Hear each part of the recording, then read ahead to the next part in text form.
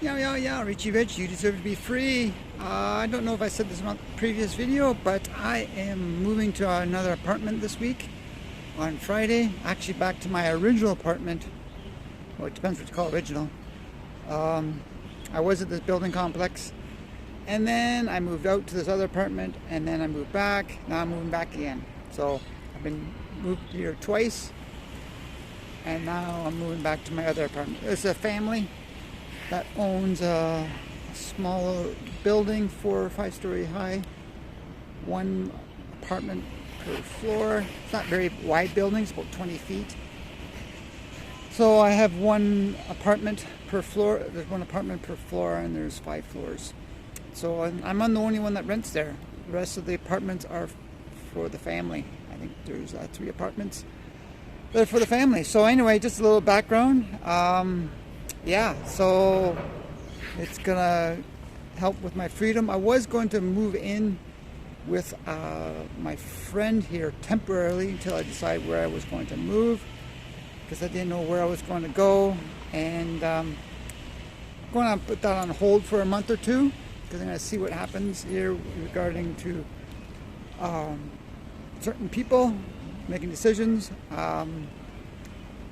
Yeah, I having good possibility my son coming over here. Also establishing a decent relationship now with my girlfriend. So yeah, we're going to see how that plays out next. And plus, Tet holiday is in the end of January, so usually that brings up more holiday festivities in Ho Chi Minh City. So I was thinking I'm going to a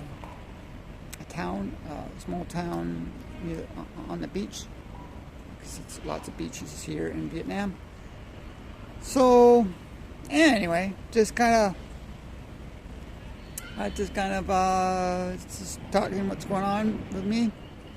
I like to have my freedom, and since I decided not to go to Mexico, I want to be near a beach and so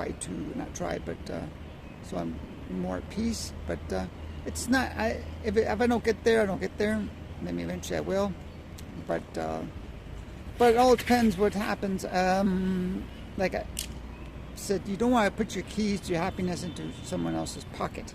So I was told, and it's a big learning experience for me over the years. But you can't rely on your mate or your children or your job or whatever to make you happy. So anyway, so like I said, my son could be coming over. And also in a relationship. They're not entitled to me to make me happy. They're not there to make me happy. But I just want to keep my options. I'm just not in a hurry right now, put it that way, to move out, because I don't want to move to some place and then. And I still like Ho Chi Minh City, and we'll see. Got friends here, so but it's gonna be. We'll see what happens here in the next few months. So anyway, that's just a bit of history going on here on what I'm doing. So yeah. So what else here? Make for yourself. Doing a bit of a report for my website, and that is compassion. And everybody needs to be compassionate or empathetic or sympathetic to people. I'm not going to get into the care. That's a big. You don't want to be caring for people. That means you're taking on their burden. But you want to be compassionate to people. You want to try to go into someone else's. Try to live. When you see someone in a bad situation, you want to try to be in their own shoes, because you don't know what it's like to be in their shoes. So anyway, that's why you always got to be very, what's the word I'm looking for? Be very respectful of them. Okay, you might not agree with their decisions, but it's not your job to sit there and judge and ridicule or be revengeful. If so, that would be their big extreme on these people. You gotta have empathy, sympathy. Just treat them like anybody else. Like I do not get into. One thing that really bothers me is this whole caste system or social order.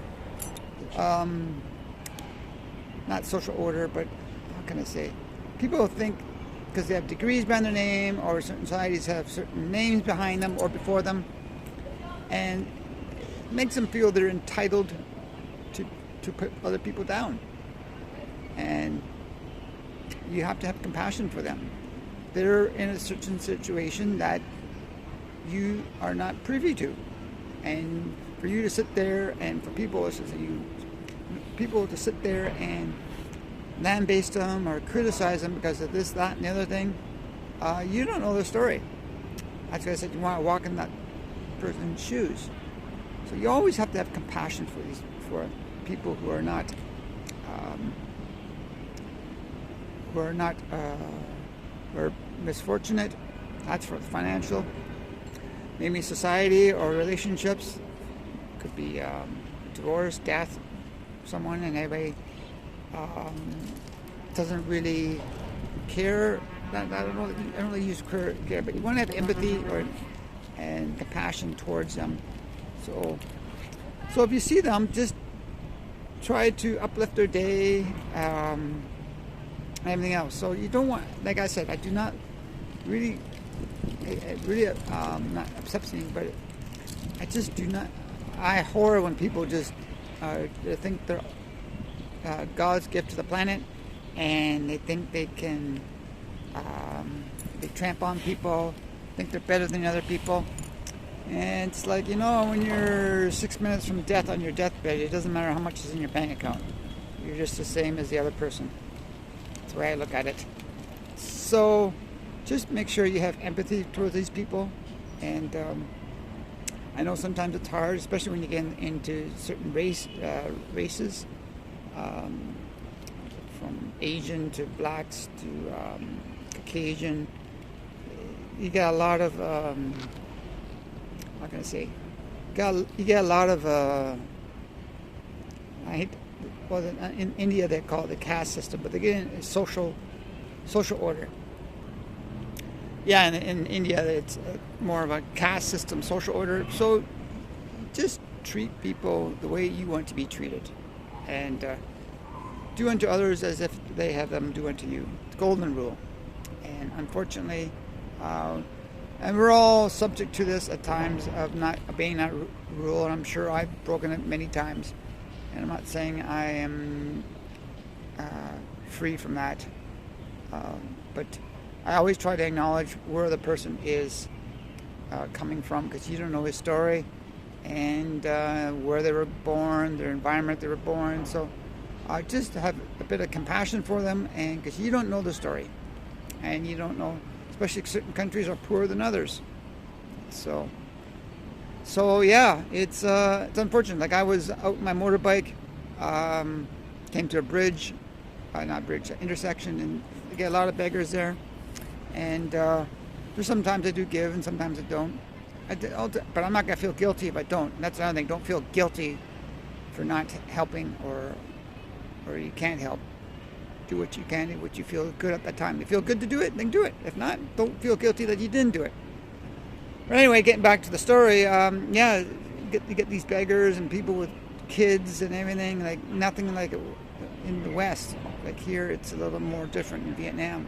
So anyway, make sure you have compassion towards people and empathy towards people, because there's sometimes you never know. You might be down out sometimes too, and it's always good to have someone at least acknowledge your existence and have some type of compassion and respect for you, regardless what you've gone through in life. Because I know a lot of people have made mistakes in their lives. Some end up being in jail because of it. Sometimes they lose relationships over it, business of it, and they just get, they think that that's who they are, and it's not. And then they make unfortunate decisions, and they can get into a lot of trouble, or something else. So, and that brings me up to my roommate that I moved in with. He was Korean, and anyway, what happened was I don't have the story from the horse's mouth, so to speak, just a little bit from what he told someone else. But something happened with some type of money lending or something, and yeah, he's basically like I used to room with the guy, and he's gone. He's in hiding from these people, and I think that's another reason why I'm leaving.